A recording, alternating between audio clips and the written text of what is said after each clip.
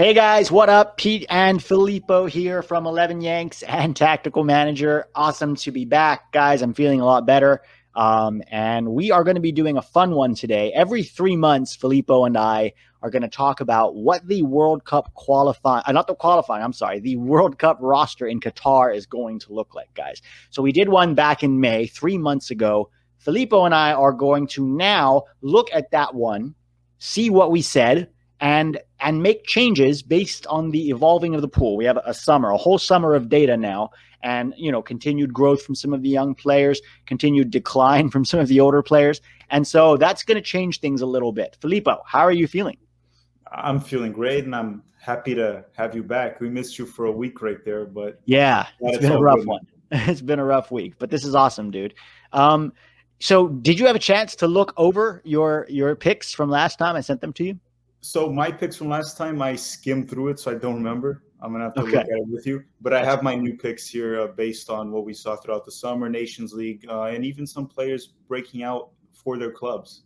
Yeah, exactly. Look, guys, it's going to continue to evolve and change over the course of World Cup qualifying, and of course, injuries is going to play a part. There's no way our entire pool is going to be injury free at that time. So that's going to play a role. But based on the data we have now and based on the projected both, decline of maybe some players and also the improvement of some other players, we have to project what this 23-man roster is going to look like for Qatar. It's still about 16 months away, guys. So that's still a solid amount of time. It doesn't sound like much, but 16 months is a lot. A lot of players can break through, can improve. So it'll be interesting to see how much of this we get right. Already it's interesting for me looking back 3 months ago and seeing who I had and who I would change, Yeah, I think what's going to happen is once World Cup qualifying ends, by that period of time, we pretty much will know the players that will make it to Qatar. Obviously, like 3 or 4 names might change, like you Yeah. said about injuries. Right now, I don't know. Out of the 23 players, we could see 8 change or more. Who Yeah. knows? Here's the thing, guys. There's probably going to be 35 to 40 players that will have a case of going to Qatar because the pool is getting deeper, because we're developing more and more players. There's going to be a lot of players who you might say they deserve to go, but you can only take 23 at the end of the day, right? And so that's going to be tough. Maybe some of our favorites are not going to get picked. Maybe guys that we think are there are just not going to be there. So it's going to be a tough one, but at the same time, that's a good thing, right? If you think about where we were the last time we went to a World Cup, there wasn't a lot of players there who really should have been at a World Cup. Let's be honest. It's probably about half that roster that you're like, okay, that's World Cup quality. Maybe not even half. But now I think everybody who goes to Qatar, you can look at and say that's a World Cup quality player for the most part. So let's dive into it now. So what we're going to do is we're going to start off here by adding our guys from last time, and then we'll talk about who's going to change. So for me, this one's pretty straightforward. I had David Ochoa there. Obviously, David Ochoa is not going to be there now because he represents Mexico, and Ethan Horvath will be there instead. Is an interesting one because Horvath, showed in the Nations League after 2 years of sitting on the bench that he still has a lot of quality to offer. Hopefully, he gets more playing time at Forest. He had one game, had a good game from what I heard. I didn't see it, but he had made 8 saves, and then there was one free kick that you think maybe he could have done better with. But I think these are the 3 that will end up going to Qatar: Zach Steffen, Matt Turner, and Ethan Horvath. So just the one change for me with my goalkeepers. Filippo, we had the same. Exact same. What I'll add to that is if Ochoa had not changed to Mexico over this summer, I probably still think he would have been our 3rd goalkeeper to be there for experience. Yeah. And I do think Stefan and Matt Turner would be the 2 to go to Qatar. But yeah, now that we don't have him, the 3 options that look more obvious and safer to bet on, it's Zach Steffen, Matt Turner, and Ethan Horvath. I know it can change. Yeah. The only way I think it would change is honestly if one of them gets injured at this point. Yeah, I think so. And then, who are the candidates? If one of them was to be injured, who are the guys that would maybe come in? I mean, you've got a guy like, Sean Johnson, Brad. Possibly. I mean, on the off chance Chituro Odunze gets a loan, Odunze is probably our highest ceiling young keeper right now. maybe a guy like CJ Dos Santos. It's sort of hard. Maybe the LAFC goalkeeper, Tomas Romero, right, who's El Salvadorian, I believe, but turned down a Gold Cup call-up from El Salvador because he still wants to represent the U.S. So he's a dual national that, is pretty good.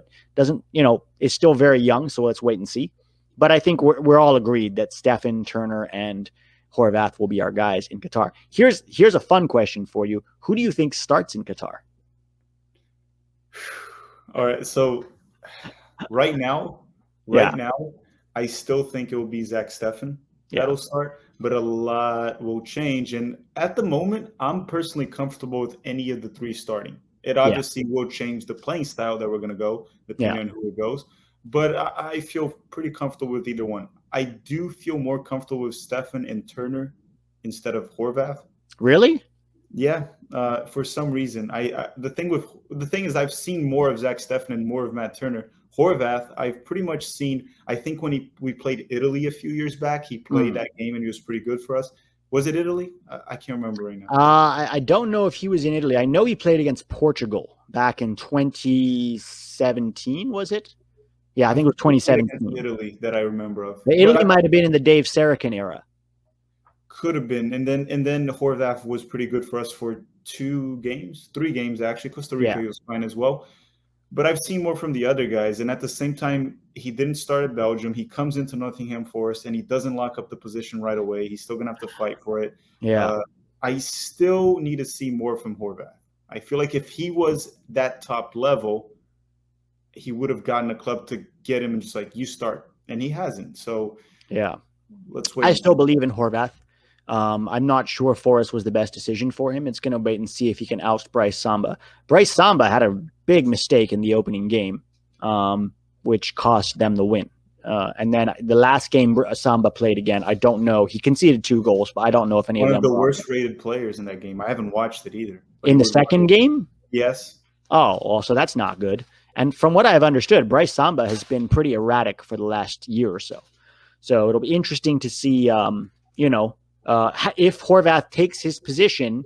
Now we've got 2 starting keepers, and arguably, Horvath starting at a higher level than Turner, right? Playing in the championship, at least marginally higher. But yeah, it'll be interesting to see how this goes. Should we move on from goalkeepers now?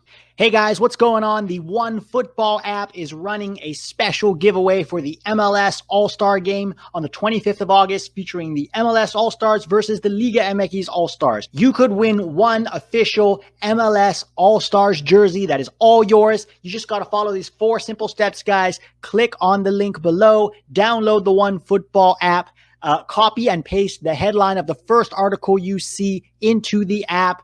Tell us who is going to win and why you think they're going to win that game, and enter your details. Do that, and you will be entered to win one MLS All-Star jersey, guys. It's a great jersey. You don't want to miss out. Get going on the link below.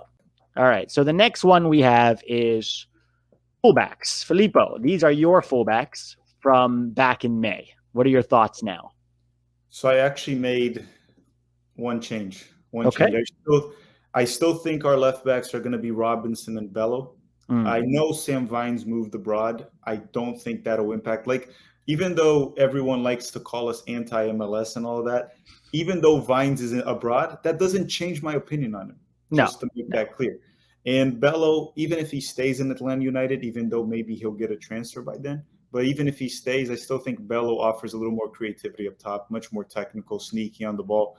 And Robinson is still our best left back, in my opinion, right now. Now, the right back, I obviously still have Sergino Dest, which is our best right back and one of our most technical players, one of our best prospects, period. But I actually changed one thing, and this could be a little recency bias, but I'll give my explanation. I put Joe Scally. I put Joe Scally because I think he offers something all 3 right there don't offer. He's more of a defensive fullback. He's better on the defensive end. Shaky on one-on-ones at times. We saw it against Bayern. But again, that was Sané and that was also Coman. So these are world-class players. He was playing out of position. And that's another point to make. He was playing on the left back. So he can do both. Definitely better right back for sure. But he offers something these guys don't. And I think Scally, if he continues, he won't start for Borussia, not Dortmund. I don't know how to say that name. Mönchengladbach. Yeah. But I think he'll continue to get minutes throughout the season as a backup. And then with a couple more months ahead, I think Scally could be the second option. I would consider Yedlin, but I think Yedlin is on the decline. Yeah. He's having trouble at Galatasaray too. And I think Cannon is an okay bet. Maybe he'll make it. I just don't rate Cannon very highly. I think he has a lot of limitations. Yeah. I think his ceiling is lower than some of these other guys. Okay, so Brian Reynolds is not there now. It's Joe Scally. Mm-hmm. It's interesting that 2 of your 4 fullbacks can play either on the left or the right, Mm-hmm. And I like what you're saying about Scally being a defensive fullback, because if you look at a lot of our fullbacks, they're more attacking oriented, right? So that makes sense. Let's go look at mine now. We have my fullbacks from last times. I had Sergino Dest, Anthony Robinson, Brian Reynolds, and Reggie Cannon. So instead of Bello, I had Cannon there. After looking at, the data in the last couple of months, looking at some of the other options, I like Joe Scally a lot. I'm not ready to put him in Qatar based on the one game. It was a good game. He still has some weaknesses. I've seen him improve defensively and also technically since we last saw him, which was, to be fair, that was 2 years ago at the Under-17 World Cup where he was not very good. But he does seem to have improved a lot. I'm still not ready to put him in Qatar because one game is not quite enough for me to say, yeah, he's going to be that guy. But I do have one change to make, and that is going to be George Bello over Brian Reynolds. I had Brian Reynolds in there before because in March he performed very well and he was getting minutes with Roma, and now Jose Mourinho is there and his future looks a little more uncertain. I could be wrong, but I just think that George Bello's performance against Mexico in the Gold Cup impressed me a lot, at least defensively. And because he's still so young, I still think he has room to grow and improve. So I'm bringing George Bello back and saying he's going to be there in Qatar alongside Anthony Robinson. But I will leave Reggie Cannon there. Although I agree with you that he's got limitations, Gregg really trusts him and, has used him extensively. We'll see if Reggie Cannon gets a move. There was rumors about him moving to Nice in Liga. I think that would be good for him, expose him to a higher level than, Portuguese relegation fodder. So, yeah, I'm just going to put Bello over Reynolds, so just the one change.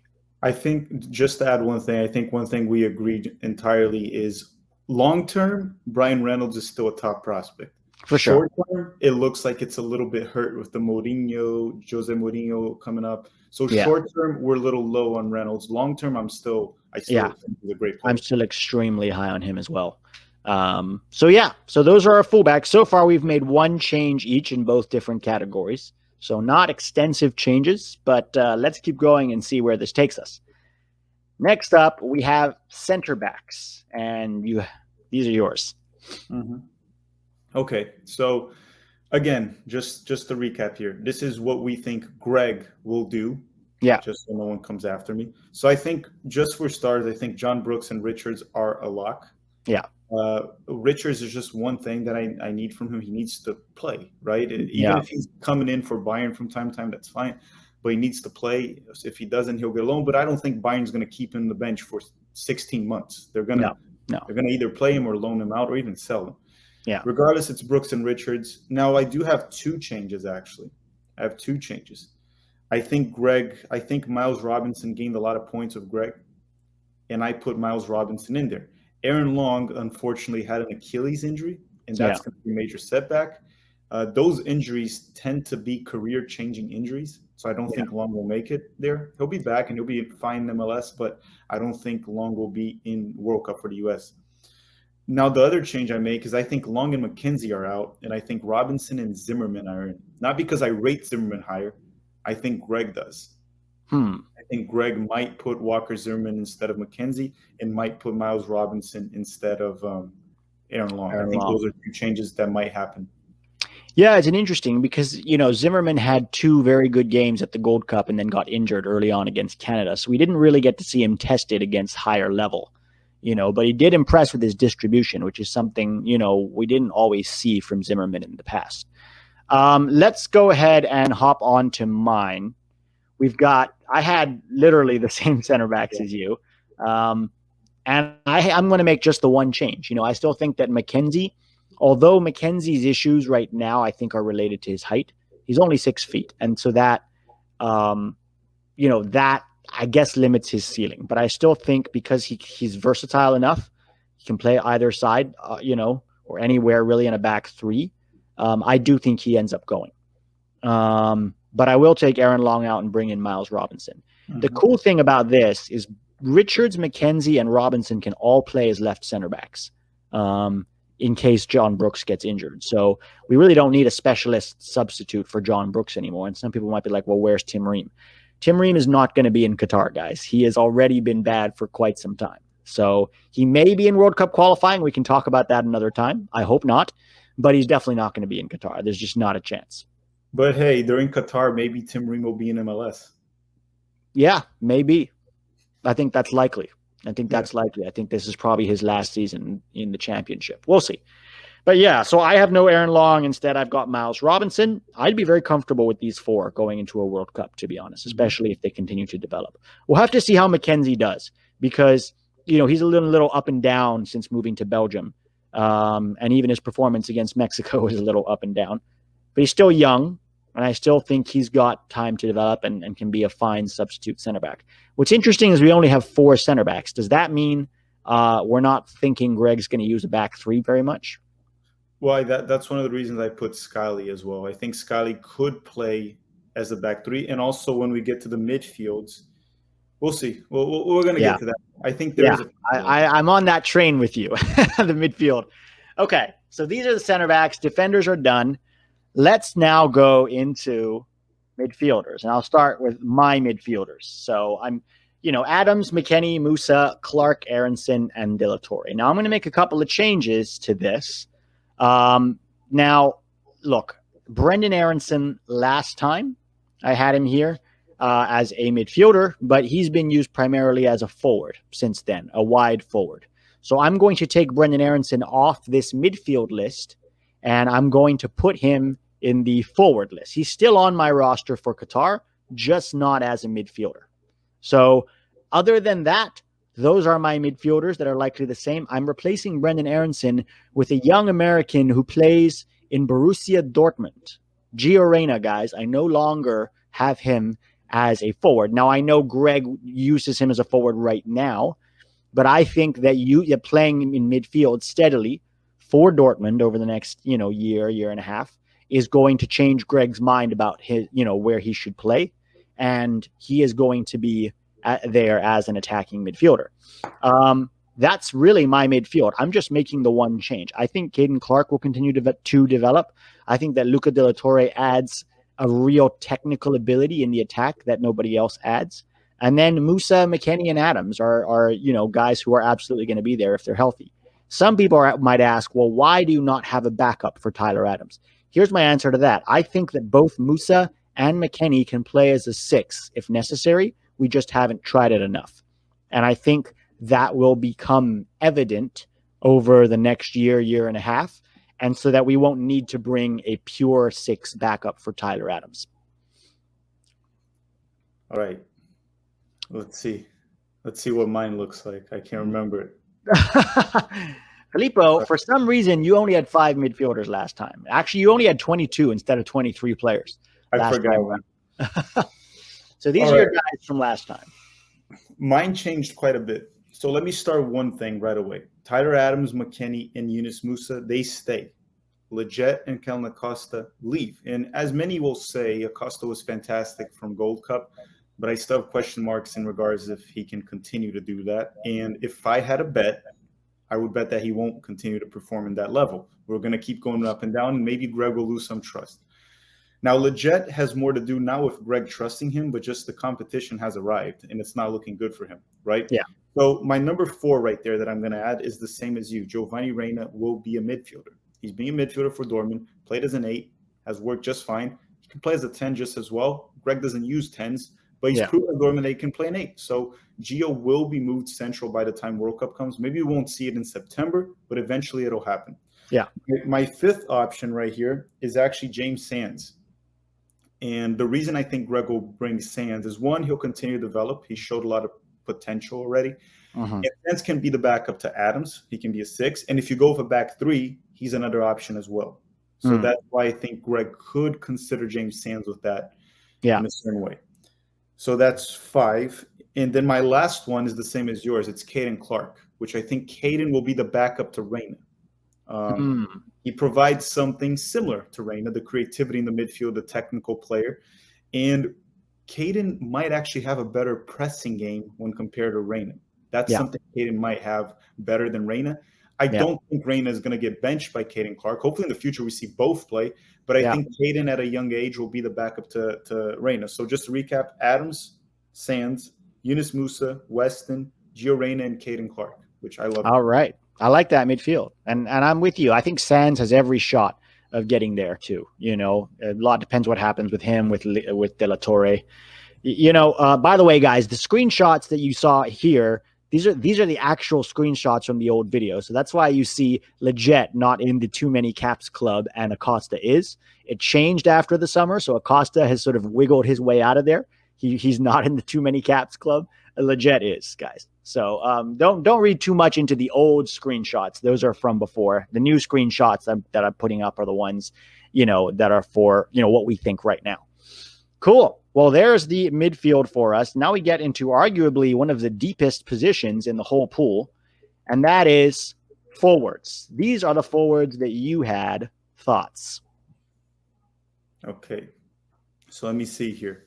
Couple changes, but not too many. One clearly is Gio Reyna already because I put him in the midfield. So that opens up a spot. The 2 center forwards, I still have the same ones. So Josh just moved to the Premier League, and regardless of him, if they play him as a winger at time, center for whatever it is, he's in debatably the best league in the world. Hopefully Norwich doesn't get relegated. If you have a center forward and he's able to perform there, and he did perform fine in Bundesliga despite the stat lookers thinking he didn't, right? Mm-hmm. So I have Sargent there, and then I have also Matthew Hoppe as well as a center forward because of what he's shown in Gold Cup, and Matthew will get a transfer from Schalke. If he doesn't, even if he plays in Bundesliga 2 and they do well, I think these are going to be our 2 center forwards, in my opinion. Also because I think Gregg does want technical center forwards. He's shown that a few times, so I think these are our 2 guys. The wingers, I still have Brendan Harrison because I think Gregg will keep him there as a winger. Pulisic for obvious reasons. Timothy Weah. And the player that I added was Conrad de la Fuente. He got his transfer. He will probably be he brings something different, right? He's a winger with a lot of flair. Yeah. He's a little bit different from Weah and Harrison. Maybe we could compare maybe a little bit to Pulisic, but it's completely different playing styles as well. Yeah. And I think Conrad will make it there. He's performing on a top 5 league on a very good club, by the way. The season just started. A lot can change, but I think Conrad will make it to Qatar. All right. Yeah, that's are interesting picks. I'm going to give mine now. And this is what I had before. So I already had Conrad there. I had Daryl Dike as another forward. Now, a couple of things I got to do. The first one I got to do is basically I switched Gio Reyna and Brendan Aronson. So now Brendan Aronson is here as a forward because Gio Reyna is a midfielder. And I had Pulisic, Sargent, Conrad, and Weah. I am going to change one of these guys, and that's DK. I don't think Daryl DK will be in Qatar. I just think he still has very strong technical limitations. And while I think in CONCACAF, there's an element of his play that can be useful, right? I don't know if that translates to a World Cup. If you don't have any technical ability at a World Cup, I think you're going to struggle. Not to say he has no technical ability. I don't mean to say that. He does. But he still has a lot to work on in that sense. So I'm having Matthew Hoppe there instead of Daryl DK. So basically, Aronson replaces Reyna. Hoppe replaces Daryl DK here. Is there anybody else that I'm missing? I don't think so. That could be forwards. Not that I can think of. I mean, you could say Pifok, Siabachu, right? Maybe he's an option. He's more technical than DK. Maybe we could see Gregg bring Zardes, even though I think it's very unlikely. Very unlikely, I'd say, yeah. I think that's all. I don't think Kevin Paredes will be able to break into the squad by then as a winger. No, we have so many wingers now. And that's another reason for Gregg to move Reyna into the middle, right? Is if your 4 wingers are Pulisic, Aronson, Weah, and Conrad, then there's no need to have Gio Reyna out wide, right? No. And Pete, there some viewers might mention Cade Cowell. I don't think by then he would be able to break into the squad. There's a lot that he has to work on still, and maybe he'll be out of MLS by then. Maybe he'll still be in MLS. But look at the competition he has, just for Yeah. starters. Yeah. Very tough competition. And let's talk a little about PFOC. A lot of people are very high on PFOC. I haven't really been impressed with him for the US. I know he scores goals in Switzerland, and that gets people very excited. But guys, the fact that he's 25 years old and still in Switzerland kind of tells you his level, right? That's PFOC's level. When he played for the US, people were complaining about Sargent, and then PFOC came on, and yeah, I know he got the header against Honduras, but overall, he's very, very static, guys. Very static, not very good technically. Just not somebody I think we can rely on long term, and I know he might play a role in qualifying here and there, but at 25 years old, you're still playing in Switzerland. I just don't think he's an elite prospect like some of these other guys. And, look, like I said earlier in the game, there are a lot of guys who maybe deserve to go, or maybe some people think have to be there, especially if, he plays in the Champions League this year. People are going to say he's a Champions League forward. I honestly don't care as much where you play. I care how you play, the profile of how you perform. And I think Hoppy has bags more talent than a guy like, PFOC or Zardes or DK, in my opinion. Yeah, so the only scenario of judging where the guy plays as well is, let's say the guy puts an average performance in the Premier League, the other guy puts an average performance in MLS, then, the average performance in the Premier League is more impressive. Right. But what you said is spot on. And again, let's be fair to MLS. Is the Swiss League better than MLS? I don't think so. No. Probably not. So it's not that impressive what he's doing. And we'll see. I agree with you on PFOC. He's not. The lack of mobility will be a problem with these dynamic wingers we have, right? If you have a guy just standing there, it can be a problem with these guys that like to get into the box. Well, the thing about these, guys like DK and PFOC is their main thing is supposed to be hold-up strikers, right? Mm-hmm. That's what they offer that's different. But neither of them in their USMNT appearances have convinced me that they can do good hold-up play, and that's in CONCACAF. If you're not able to hold up the ball in CONCACAF, then I struggle to believe you'll be able to do that at a World Cup level. So, for me, and also we already have Sargent who can hold up the ball, right? He's a hold-up, a target forward. Regardless of where Norwich plays him, we know what he is and what he can do. And I think eventually he will play for Norwich as a center forward. It's just a matter of time. And people forget that Josie was actually capable of holding the ball for us in CONCACAF. And we criticize Josie Altidore so much, but he was capable of doing that in CONCACAF. Yeah, in his peak, he was very good at that. And that's something we haven't seen from DK yet, and I haven't seen it from PFOC yet either. So, guys, these are the picks. A couple of changes. We'll do this again in 3 months, and we'll see as the pool evolves how things will change. We'll have 3 months from now, we'll have 9 more USMNT games under our belt. That's a lot more data to look at. So it'll be interesting to see if and how it continues to evolve. Really what we want, guys, is your opinions. Put them in the comments below. Tell us what you liked about our rosters, what you didn't like.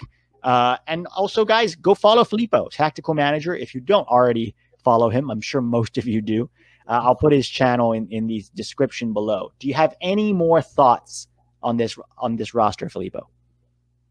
Just to add, guys, when you're doing this roster, look at the average age and then think about 2026. It's looking good. Yes, it is. Yes, it is, guys. Awesome. Filippo, thanks so much for joining me today, guys. Hope you enjoyed the video. Don't forget to hit the like button before you leave. Helps other people to find us. And we will talk to you guys soon. Have a great one.